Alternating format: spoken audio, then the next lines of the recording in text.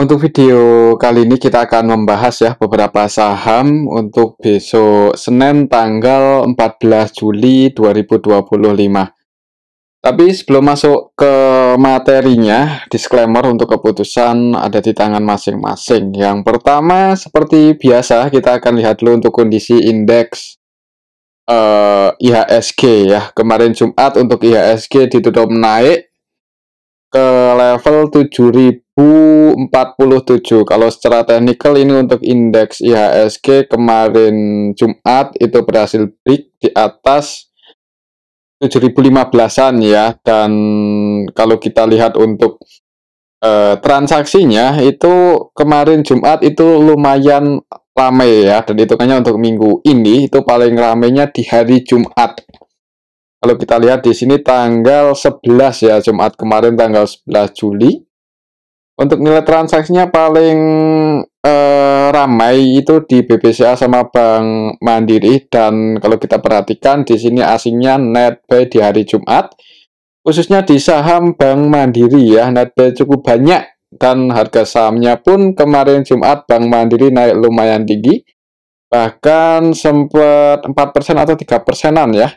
Nanti kita akan coba lihat untuk Bank Mandiri gimana.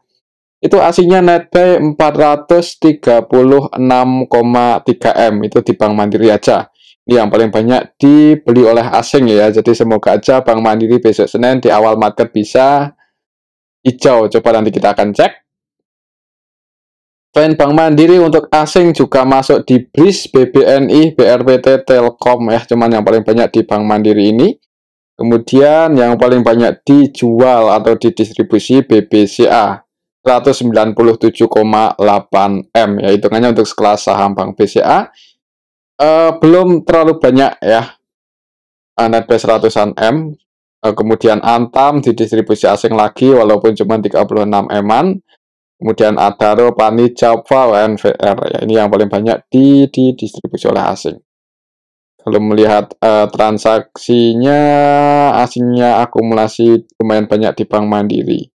Kalau kita lihat kondisi market secara globalnya gimana, kalau kita pantau hari ini yang menarik itu Bitcoin ya, ATH lagi. Tak rekor pas video ini kita buat, Bitcoin ada di level 117.800 US dollar ya. Jadi nyetak rekor lagi bullish. Kemungkinan sih bisa lanjut naik lagi nih kalau secara teknikal ya untuk Bitcoin karena berhasil break. Dan kalau Bitcoin naik, ini Bitcoin untuk sekarang ini masih jadi aset yang beresiko ya. Kalau Bitcoin naik ya otomatis aset beresiko lainnya seperti indeks saham itu ada potensi naik. Jadi semoga aja untuk IHSG besok di awal market bisa hijau ya. Semoga aja, kita pantau untuk indeks IHSG gimana. Kalau kita lihat harga emasnya, kalau kita lihat sih sempat ke 3.370-an, dan tuh kita cek di sini ya chartnya gimana untuk emas. Ya masih di area 3.300-an ini sih, masih konsisten sideways di harga atasnya. Kita lihat ada beberapa sentimen atau indikator ekonomi dari US ya. Apa ini? Inflasi ya. Customer Price Index untuk Amerika rilis tanggal 15 Juli. Jadi besok atau Selasa 15 Juli ya, bisa dipantau.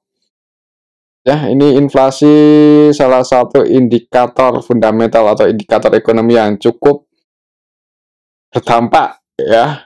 Karena ini Amerika, berarti kemungkinan nanti pengaruhnya gimana kebijakan The Fed, apakah bakal menahan suku bunganya lagi atau menurunkan, itu tergantung juga ya. Nanti inflasinya gimana itu bisa dipantau besok tanggal 15 Juli untuk inflasi US, kemudian PPI, kemudian retail sales, kemudian building permits, housing start ya. Ini sih yang paling ngefek atau berdampak itu inflasinya Amerika nanti gimana itu bisa dipantau. Kemungkinan itu yang akan mempengaruhi keputusan The Fed ya dalam FOMC mendatang. Oke, itu untuk emas masih berada di level atasnya sih, 3.300-an US dolaran per troy ounce ya. Dan kalau kita lihat untuk harga minyaknya masih agak naik sih, lebih mahalan ya. Pas kemarin Jumat itu naik lumayan tinggi ternyata untuk WTI sama Brent naik 2%-an lebih ya untuk harga crude oilnya naik. Kita lihat untuk nilai tukar rupiah masih stabil di level 16.200 ya. Kita berharap lebih menguat lagi mungkin di bawah 16.000. Semoga aja ya, kita pantau juga. Ya kalau melihat harga Bitcoinnya bisa naik cukup tinggi ya, berharap besok Senin IHSG bisa langsung hijau ya. Pantau aja level 7.010-an ini, semoga nggak jebol lagi di bawah ini untuk indeks IHSG. Tapi kalau misal di awal market IHSG langsung bisa jebol di bawah 7.015 ya, mending wait and see aja dulu, atau yang udah floating profit buat sebagian diamankan. Jadi kembali lagi ya, untuk keputusannya ya ada di tangan masing-masing. Oke, itu untuk indeks IHSG. Langsung aja ke saham yang pertama ya. Ini kita akan cek dulu saham perbankan. Yang pertama BBCA yang didistribusi asing. Walaupun nggak terlalu banyak ya, 100-an M. Harga sahamnya naik tipis 0,29% ke level 8625 ya. Secara teknikalnya masih dijaga ini untuk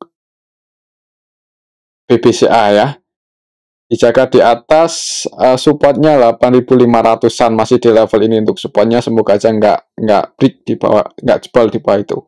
Untuk resistnya masih di 8825, jadi yang mau swing ya begini untuk polanya kemungkinannya. Tapi kalau IHSG bisa mulai bullish ya, buat break lagi di atas 8825 kemungkinan sangat mungkin untuk BBCA ya. Kita pantau aja untuk besok IHSG-nya gimana. Kalau hijau kemungkinan Bank BCA juga ada potensi ngejar 8.800-an ini. Kalau kita lihat di sini untuk BBCA tanggal 11 kemarin asingnya net sell 197M. Kalau kita lihat dalam satu mingguan terakhir sudah net sell 1,5 triliun. Ternyata dalam satu minggu ini BBCA didistribusi asing, tapi harga sahamnya sideways ya. Ya perlu waspada juga sih kalau misal tiba-tiba BBCA jebol support ya. Kita lihat lebih detail untuk BBCA. Hari Jumat kemarin tanggal 11 Juli secara keseluruhan transaksinya itu didominasi oleh asing ya, yang nampung juga asing, yang distribusi juga asing. Di sini untuk asingnya ya, nampung ada AK netbuy 275M, kemudian BK netbuy 125M nampung ya, ini RX AG juga nampung. Sedangkan yang distribusi YU 391M, kemudian ZP net sell 278M. Yang distribusi asing, yang nampung juga asing. Untuk retailnya masuk XL, CC, ya YP, PD, NI, XI, cuman karena transaksinya didominasi asing ya tergantung asing sih. Mudah-mudahan aja untuk besok asingnya sebagian masih masuk atau distribusinya udah nggak banyak lagi, jadi ada potensi BBCA ini ngejar resist ya, atau uji resistnya di 8.800-an. Jadi pantau aja level ini, kalau naik semoga aja bisa naik ya. Oke, itu untuk saham Bank BCA. Selanjutnya kita akan cek saham Bank Mandiri yang harga sahamnya 2 hari terakhir ini naik lumayan tinggi ya, disertai akumulasi asing yang cukup banyak. Untuk kemarin Jumat harga sahamnya naik 3%-an lebih ke level 4970. Untuk resistnya di sini ya di 5.050, jadi mungkin buat teman-teman yang udah ambil posisi di area support di level 4.740-an dan posisinya floating profit, kalau mau sebagian diamankan besok ya bisa pasang limit di area 5.000-an ini, 5.025 atau 5.050 ya, kalau mau sebagian diamankan. Tapi kalau tetap masih mau hold ya, semoga aja bisa break ya dan lanjut naik. Resikonya kalau gagal breakout itu koreksi, mungkin seperti itu aja. Kalau kita lihat di sini untuk asingnya masuk cukup banyak di saham Bank Mandiri. kemarin Jumat ya, tapi kalau kita kalkulasikan dari 1 minggu terakhir itu masih net sell 200-an M. Cuma di hari Jumatnya ini net buy 436,3 M ya. Kita cek Bank Mandiri itu belum update.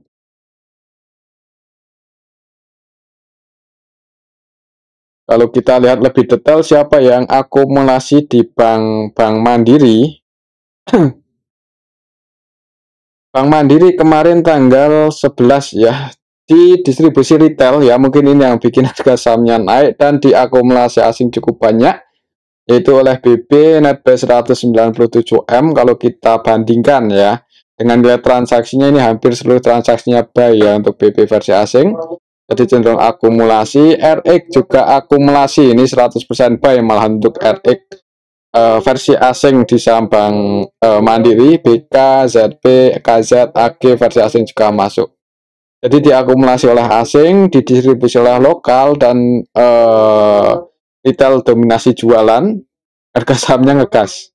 Hanya ada potensi naik untuk Bank Mandiri di awal market ya, bisa pantau aja 5.025 ini. Semoga bisa break di atas itu ya, atau mungkin yang misal Bank Mandiri bisa break di atas 5.050 ya, antisipasi aja kalau jebol lagi di bawah itu, mungkin seperti itu untuk Bank Mandiri ya. Dan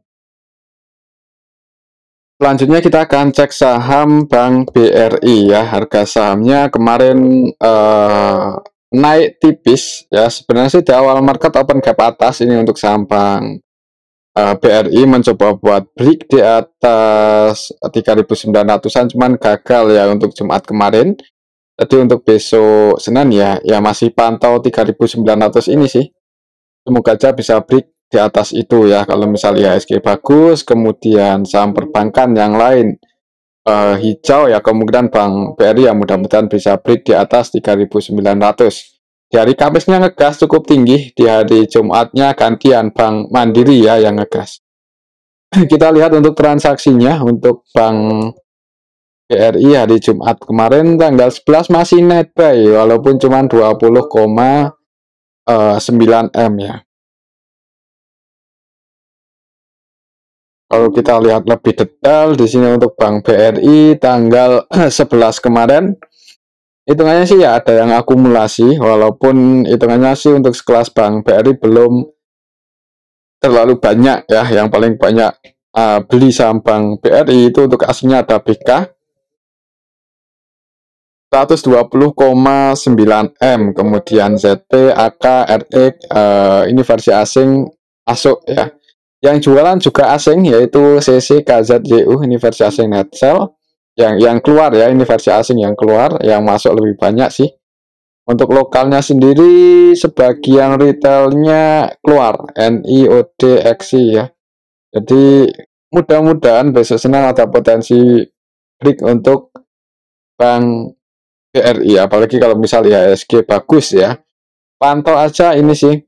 Kalau berhasil break di atas 3.900, volumenya bagus, ngejar 4.030 untuk Bank BRI. Oke, itu untuk saham Bank BRI. Selanjutnya kita akan cek saham WiFi ya. Udah lama ini nggak kita bahas. Kita lihat dulu untuk saham WiFi, harga sahamnya gimana, masih sideways aja sih. Sempat rek isu tanggal 4:5 tanggal 2 Juli ya, dan habis rek isu harga sahamnya nggak terlalu banyak pergerakan. Walaupun kemarin Jumat itu lumayan volatile, sempat ke 2.130-an, cuman turun lagi. Coba kita lihat ya gimana untuk transaksinya WiFi.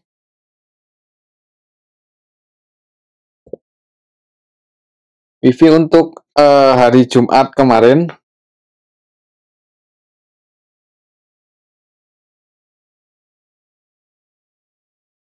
hitungannya sih malah ada yang distribusi ini IN ya 66,8 M, ini hampir seluruh transaksinya jualan. Lokalnya net sell untuk asingnya yang akumulasi ZP tapi cuma 23 M-an aja. Ya mungkin kayaknya untuk saham WiFi mungkin masih cenderung sideways seperti ini ya, karena untuk sekarang kan saham-saham yang masih jadi trending atau fokus retail itu saham-saham yang IPO ya. Jadi ini yuk masih sibuk lihat saham-saham IPO-nya. Nanti tunggu saham-saham IPO itu udah mulai mereda, baru mungkin bisa ke WiFi lagi atau saham-saham yang lainnya. Tapi untuk sekarang sih mungkin untuk WiFi besok Senin kayaknya cenderung sideways di area sini ya. Kalau naik resistnya masih di 2170, gagal break diamankan aja yang udah floating profit. Oke, itu untuk saham WiFi. Selanjutnya kita akan cek saham Mitratel, MTEL. Udah lama juga nggak kita bahas. Kemarin lumayan volatile, sempat naik ke 580 ya, tapi ditarik turun lagi, dan secara technical sih berarti gagal break di atas 560 itu resistnya masih di situ kah? Atau coba kita update ya. Kita update untuk area support resist untuk MTEL di harga sekarang sih sebenarnya menarik untuk saham MTEL. Kalau melihat fundamentalnya itu hitungannya lumayan berani lah kalau entry buat jangka panjang di level sekarang ya.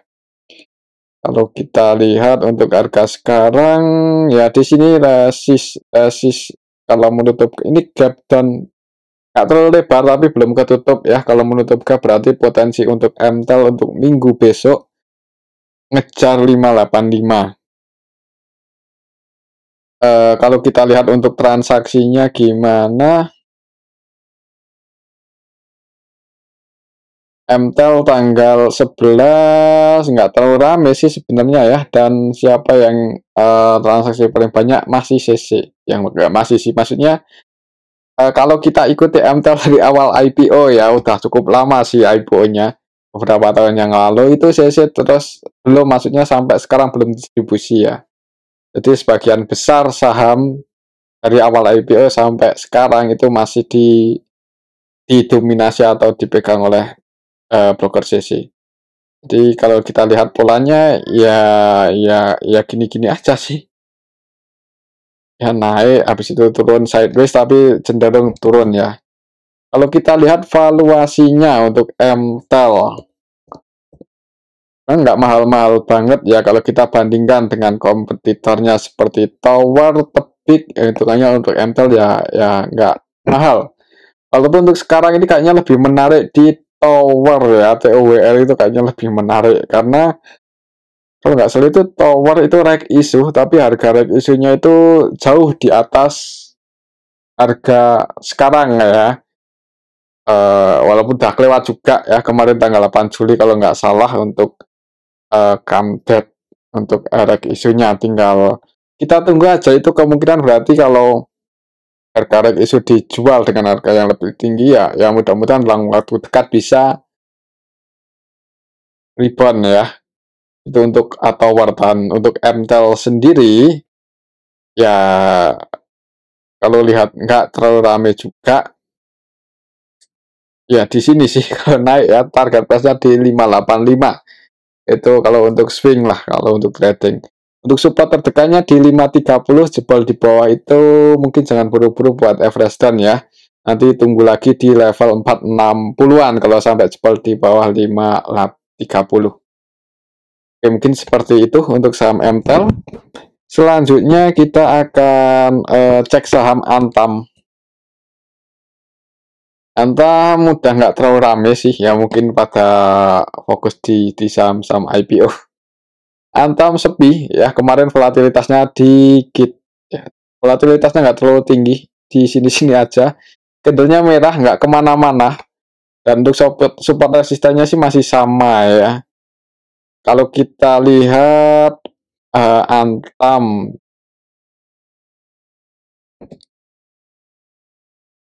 kemarin Jumat tanggal 11 Juli hitungannya sih ya masih sama yang lalu, nggak beda jauh ya. Yang masuk asing, yang keluar juga asing. Ini yang keluar untuk asingnya ada YU 67M, Kemudian AK 20,7 M yang nampung juga asing TPBB ya, tapi secara keseluruhan asingnya lebih banyak yang jualan. Untuk lokalnya netbuy, sebagian retail masuk, XI masuk 3,4 M, CC masuk 13 M-an. Ya kalau mau entry di Antam sih lihat volatilitasnya ya, kalau nggak terlalu tinggi mending wait and see aja dulu atau tunggu di momen yang lebih bagus. Ya momen yang bagus itu ya kalau turun deket 2800 ada tanda-tanda pullback naik, nah itu kesempatan yang bagus buat entry, semoga aja bisa mantul. Oke, mungkin seperti itu ya untuk saham Antam. Selanjutnya kita akan cek saham Cuan. Cuan masih naik terus. Ini jadinya kapan ini untuk stock splitnya ya untuk Cuan, coba kita cek di sini.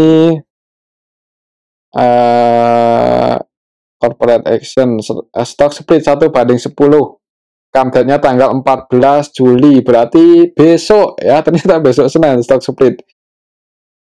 Kayaknya ada potensi naik sih habis stock split yang udah seperti itu ya. Potensi naik, tapi nggak untuk jangka panjang ya, naik untuk trading atau swing aja. Kalau mau entry sih disclaimer ya. Ya kemungkinan untuk polanya atau skenario-nya mirip-mirip seperti PTRO pas stock split gimana. Di awal market naik dulu, tapi habis itu ya kalau waktunya turun koreksi ya koreksi dan kemungkinan dalam koreksinya. Kalau besok stock split ya di harga tinggal hilangin nolnya 1 ya, 1440. Mungkin seperti itu untuk saham Cuan. Bisa dipantau untuk besok ya kalau mau trading untuk saham Cuan. Untuk saham Cuan selanjutnya kita akan cek saham CDIA yang masih ARA. Ini sahamnya Pak Prayogo Pangestu ya. Kamu kalau CDIA bisa ARA terus, kemudian Cuan stock split naik lagi ya udah orang terkaya ya. Masih makin kaya lagi itu untuk Pak PP. Tapi ya tetap itu hartanya itu berupa surat berharga yang kemungkinan kalau dijual ya sahamnya rontok karena itu yang jaga ya. Nah, kalau sahamnya dijual ya nggak jadi orang terkaya lagi. Coba kita lihat ya untuk saham CDIA untuk transaksinya gimana, apakah ada potensi arah lagi untuk besok di awal market. Kalau kita lihat sampai hari Jumat kemarin nilai transaksinya cuma 1 M-an aja, jadi hitungannya kemungkinan arah lagi ya. Kita lihat siapa yang bisa masuk di saham CDIA di hari Jumat. Yang bisa masuk itu XL ya, ternyata XL bisa masuk ini 400-an juta. Tapi tetap sih karena ini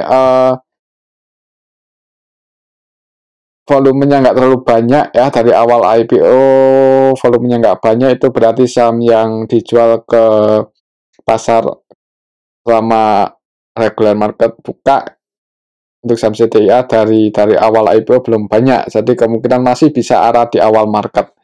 Apakah habis itu bakal turun atau enggak ya tergantung ya, tergantung sellernya ada enggak atau yang jualan ada enggak. Kalau kita hitung kalau besok arah akan ke level berapa, misal naiknya 25% untuk saham CDIA berarti akan ke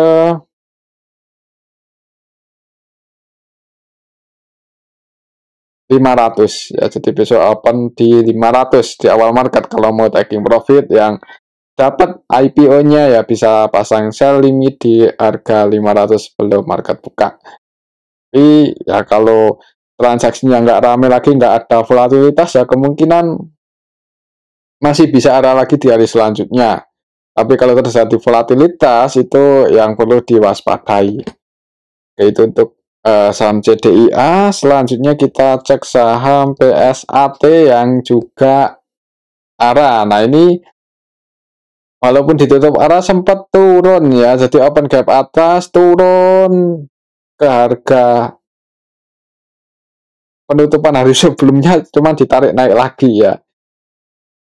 masih dijaga harganya, cuman kayaknya agak beresiko ini kalau nggak diamankan segera. Karena untuk PSAT ini nilai transaksinya udah lumayan rame 166 M ya di hari Jumat kemarin. Jadi cukup banyak saham yang dijual belikan di pasar reguler.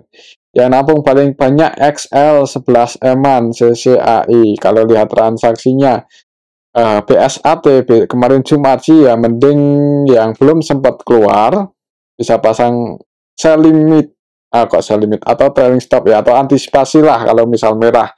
Kayaknya sih ada potensi koreksi untuk PSAT ya, mungkin kalau di awal market naik ya bagus, cuman agak rawan habis itu turun ya, jadi hati-hati untuk PSAT buat teman-teman yang pegang sahamnya. Selanjutnya kita akan cek saham cek CHEK. Dari kedua IPO ini ditutup naik 15% ya, walaupun open gap atas, open arah di awal market, turun lumayan dalam, kemudian ditarik naik. Ada yang buyer masuk. Kita lihat lebih kuat mana buyernya atau sellernya untuk saham cek ya.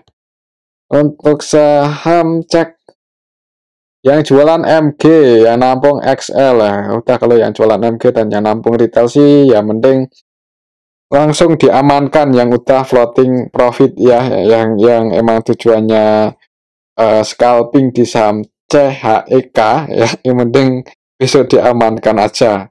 Kalau di awal market hijau itu malah kesempatan buat dapat profit yang lebih gede, tapi kalau di awal market merah itu pinter-pinter lah gimana caranya buat mengamankan profitnya buat yang udah profit ya.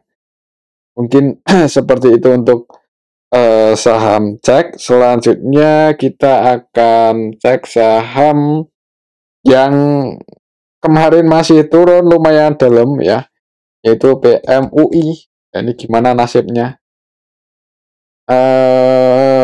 Turun 14%, open gap bawah, naik, sempat naik, cuman habis itu turun lagi lebih dalam. Close di 131, kalau kita lihat apakah ada yang nampung. Untuk saham PMUI,